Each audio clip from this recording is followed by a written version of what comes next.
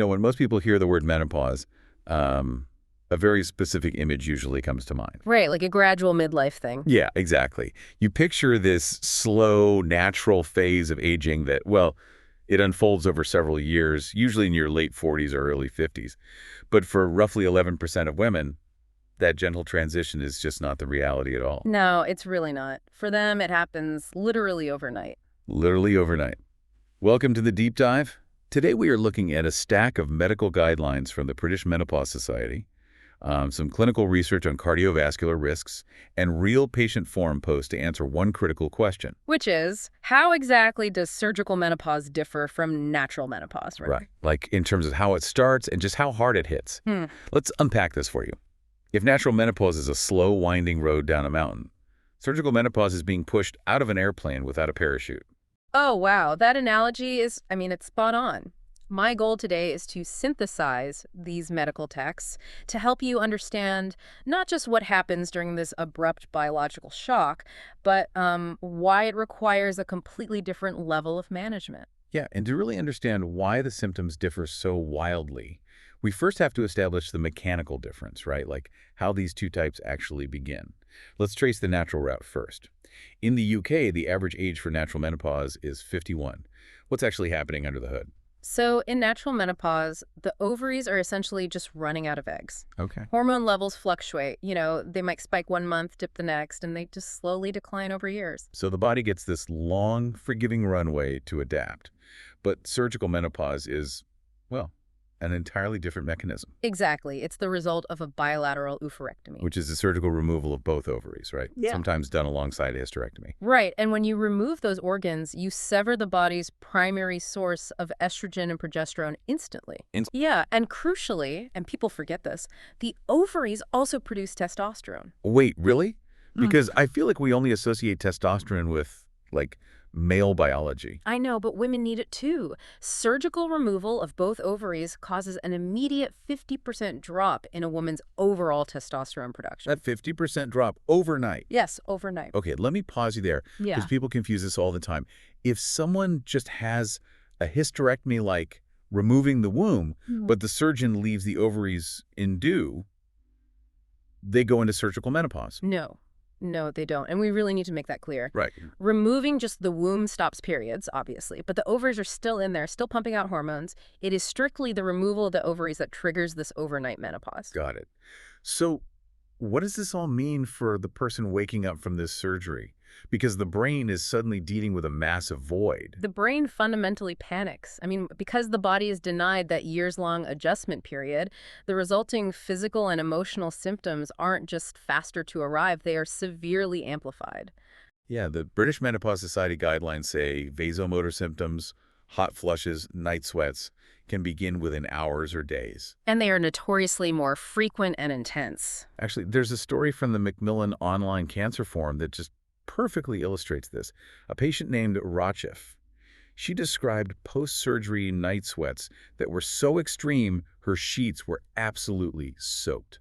Oh, that's just miserable. It is. She said she had to sleep in a light cotton nightie, let it absorb the sweat, and then quickly whip it off in the freezing aftermath just so she could try to get back to sleep. Wow. And you have to remember, she's recovering from major surgery while dealing with this. And that chronic sleep disruption, it just amplifies the psychological impact, which is already devastating. How devastating are we talking? Well, the data shows that in surgical menopause, depressive symptoms double at 3 months post-surgery. Double. Yes, and anxiety symptoms actually triple. A tripling of anxiety. Is that just the stress of the surgery, or is it biological? What's fascinating here is how the brain's receptors respond to this sudden deprivation. It's heavily biological. Estrogen and progesterone are neuroprotective. So it's not just a lack of hormones, it's a literal state of neurological and physical withdrawal. Oh, wow. Yeah, and because of that sudden loss of testosterone we mentioned, the loss of libido is much more prominent and jarring than in natural menopause, too. Which makes sense, but, visible symptoms like night sweats and mood swings, as distressing as they are, they're only half the story. Right. It's what's happening invisibly inside the body that makes surgical menopause so uniquely dangerous, isn't it? Absolutely. This is where the clinical PMC study assessing cardiovascular risk comes in. Because natural menopause increases heart disease risk eventually anyway. Right, but surgical menopause causes significantly greater arterial stiffness. They measure it by something called pulse wave velocity. Pulse wave velocity, so like how fast the heartbeat travels down the arteries. Exactly. Stiff arteries mean the wave shoots through faster. It's a major biomarker of accelerated vascular aging. So it's like water pulsing through a rigid metal pipe instead of like a flexible rubber hose. That is exactly it. Without estrogen acting as a relaxant, the blood vessels literally stiffen up. And it doesn't stop at the heart. The guidelines state that without estrogen, bone breakdown speeds up so much that you can lose up to 20% of your bone density in just 5 to 7 years. 20%, it's huge. In just a few years. Yeah, because estrogen puts the brakes on the cells that break down bone. Remove the estrogen, and those demolition cells go into overdrive. Man. And then there's brain health. For women who undergo surgical menopause early, every year without estrogen produces a cognitive decline, equivalent to 6 months of aging. Think about that. Every single year without estrogen adds an extra 6 months of cognitive aging. Here's where it gets really interesting, though. I mean, it's like someone hit the fast-forward button on the body's aging process. But are these women just doomed to rapid aging, or is the medical community stepping in? Oh, they step in. But this terrifying acceleration of aging leads us to why the protocol for hormone replacement therapy, or HRT, is vastly different for surgical patients. Right, because for natural menopause, HRT is usually just given at a low dose to, top up slowly falling levels, right? Yeah, just for symptom relief.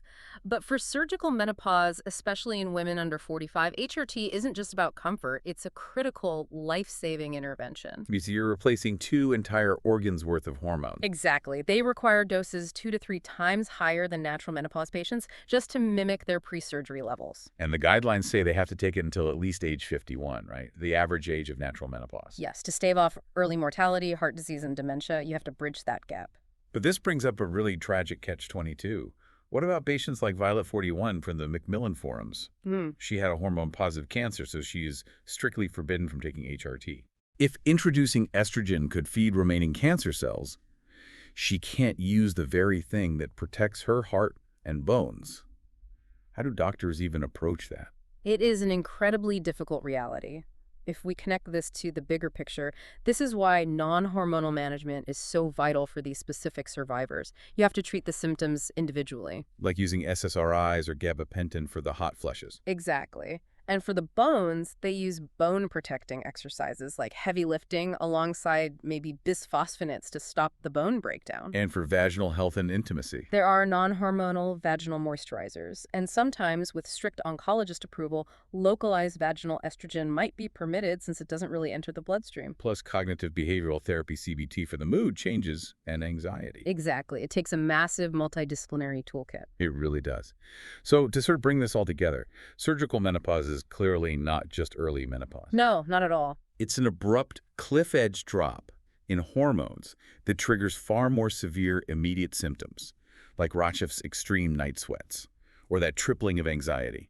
And it carries these profound risks of accelerated vascular and cognitive aging if it's not aggressively treated with higher doses of HRT. Provided the patient can safely take HRT, of course. Right. So whether you're helping a friend prepare for risk reduction surgery or you're just fiercely curious about human biology, understanding this distinction helps us realize that menopause is definitely not a one-size-fits-all condition. Definitely not. It requires profound empathy and highly tailored medical care. And, speaking of tailored care, I want to leave you with one final puzzle to mull over. Oh, yeah. We established that leaving just one ovary in the body during a hysterectomy prevents surgical menopause, right? Right. Because that ovary keeps producing hormones. Right. The factory is still technically open.